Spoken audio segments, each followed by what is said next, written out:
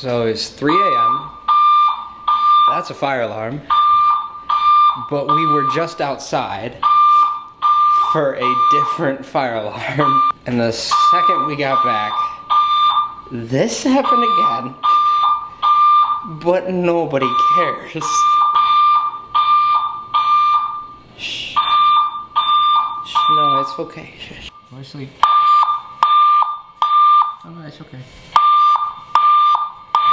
Apparently it went off the first time because some drunk guy, because it's college, people drink, took a fire extinguisher out of the glass case that it was in. Now, why, you may ask? That's a great question. We don't know, but that's a great question to ask. Some say it was to put out the fire, not the real fire, but the fire in his heart for his girlfriend. That's a good story. I'm gonna stick by that one. So yeah, the first fire was faked by a fire extinguisher to put out a fire that didn't exist. But thankfully he took out the fire extinguisher, so now we could put out this second one.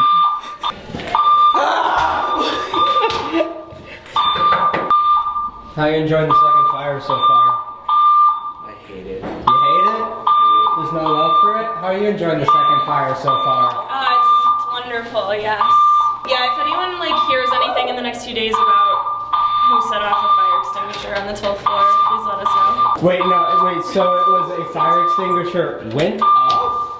Yeah, someone set it off. If you walk down to 12, you can see it.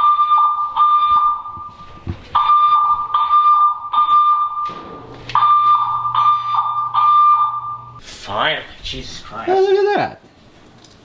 Look at that. What a night, they say. What a night. Perfect. It's over, everybody. What are you still doing here? Going back. It's over. Go home. In case you were wondering. Being a human being is so hard. I was gonna get my laundry, but thanks to the third fire alarm, the door's locked again.